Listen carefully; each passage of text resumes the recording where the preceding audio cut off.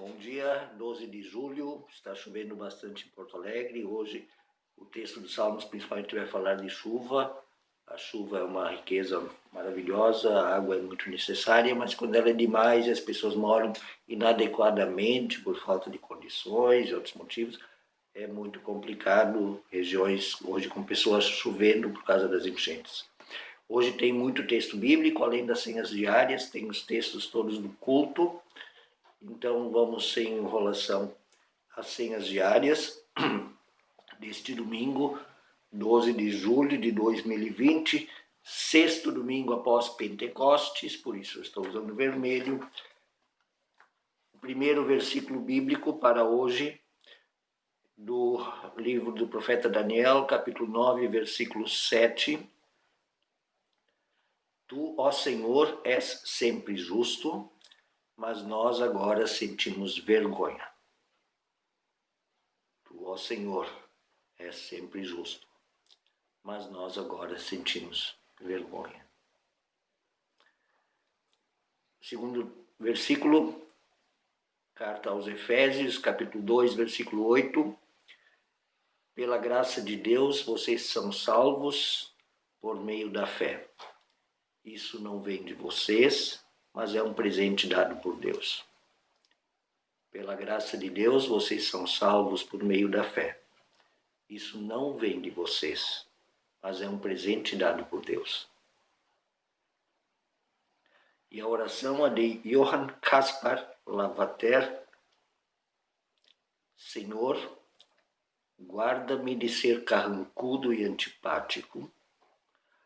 Ajuda-me a permanecer sereno e amável, ainda que hoje eu não alcance alguma coisa como eu o tinha planejado, ou quando sou magoado por outros.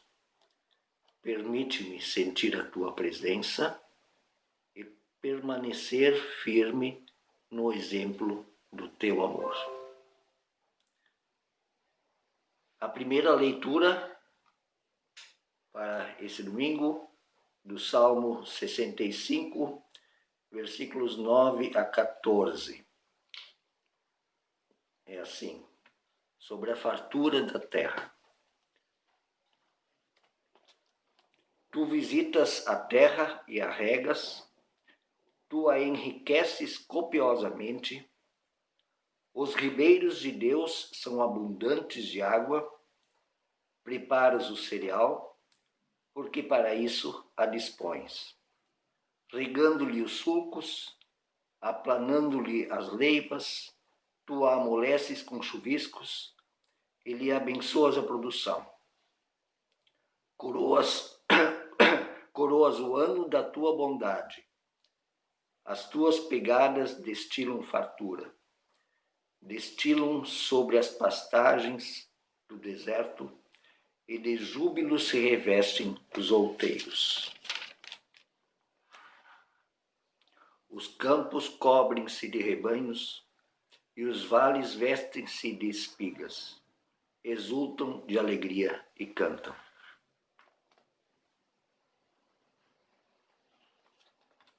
A natureza com toda a sua fartura, feita para alimentar toda a vida.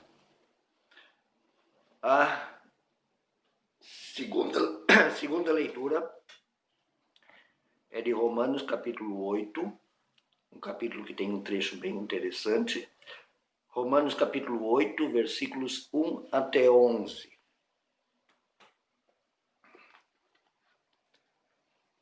E diz assim: Agora, pois, já nenhuma condenação há para os que estão em Cristo Jesus.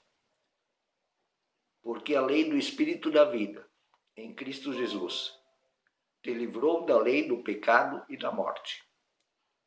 Porquanto o que for é impossível à lei, no que estava enferma pela carne, isso fez Deus enviando o seu próprio Filho em semelhança de carne pecaminosa, e no tocante ao pecado, e com efeito, condenou Deus na carne o pecado, a fim de que o preceito da lei se cumprisse em nós, que não andamos segundo a carne, mas segundo o Espírito.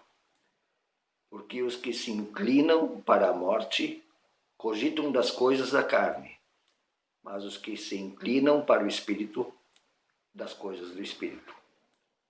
Porque o pendor da carne dá para a morte, mas o do Espírito para a vida e paz. Por isso, o pendor da carne é inimizade contra Deus, pois não está sujeito à lei de Deus, nem mesmo pode estar. Portanto, os que estão na carne não podem agradar a Deus.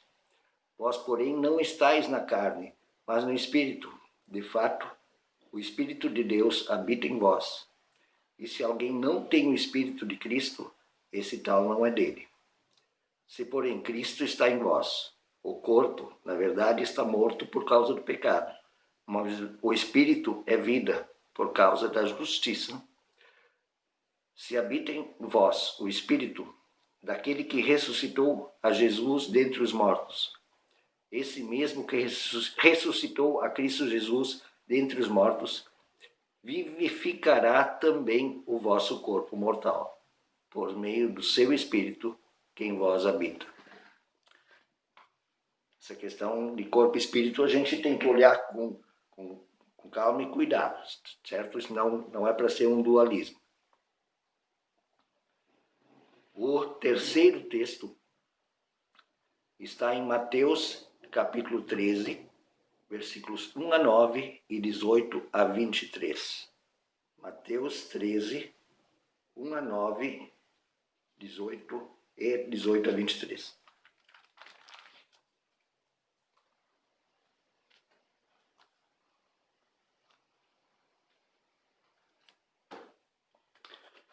E diz assim esse texto do Evangelho. Naquele mesmo dia, saindo Jesus de casa, assentou-se à beira-mar, e grandes multidões se reuniram perto dele, de modo que entrou num barco e se assentou, e toda a multidão estava em pé na praia. E de muitas coisas lhes falou por parábolas e dizia: Eis que o semeador saiu a semear, e ao semear uma parte caiu à beira do caminho, e vindo as aves, a comeram. Outra parte caiu em solo rochoso, onde a terra era pouca, desculpe, e logo nasceu, visto ser de pouca profundidade a terra. Saindo, porém, o sol a queimou, e porque não tinha raiz, secou-se. Outra caiu entre os espinhos, e os espinhos cresceram e a sufocaram. Outra, enfim, caiu em boa terra e deu fruto, a 100, a 60 e a 30 por um. Quem tem ouvidos para ouvir, ouça. A todos os que ouvem a palavra do reino e não a compreendem, vem o maligno e arrebata o que lhes foi semeado no coração. Este é o que foi semeado à beira do caminho. O que foi semeado em solo rochoso, este é o que ouve a palavra e a recebe logo, com alegria, mas não tem raiz em si mesmo, sendo antes de pouca duração. Ele, chegando a angústia e a perseguição por causa da palavra, logo se escandaliza.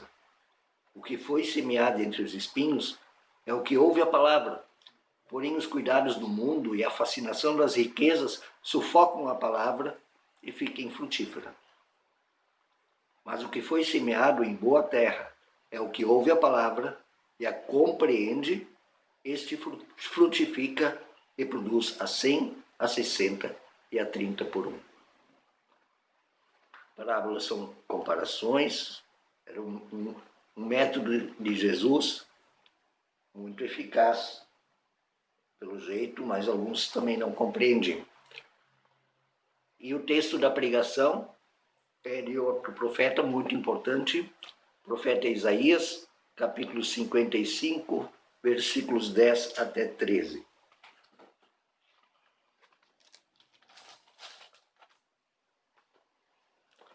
Isaías 55, 10 até 13. Porque assim como descem a chuva e a neve dos céus, e para lá não tornam, sem que primeiro reguem a terra, e a fecundem, e a façam brotar, para dar semente ao semeador e pão ao que come, assim será a palavra que sair da minha boca. Não voltará para mim vazia, mas fará o que me apraz e prosperará naquilo para que a designei. Saireis com alegria e em paz sereis guiados. Os montes e os outeiros romperão em cânticos diante de vós, e todas as árvores do campo baterão palmas. Em lugar do espinheiro crescerá o cipreste, e em lugar da sarça crescerá a murta. E será isto glória para o Senhor e memorial eterno, que jamais será extinto. O lugar onde nascia o espinheiro, ali se colherá frutos. As árvores estarão fartas, a terra estará farta, quando a palavra de Deus, que é justiça e amor, se realiza. Temos que um dia falar sobre a questão do profetismo. A palavra profeta e o termo profetismo é muito usado na sociedade, mas de maneira não coerente com a Bíblia. A Bíblia tem a sua linguagem, nós já conversamos sobre isso, e é muito fácil pensamentos mágicos e simplistas se aproveitarem disso.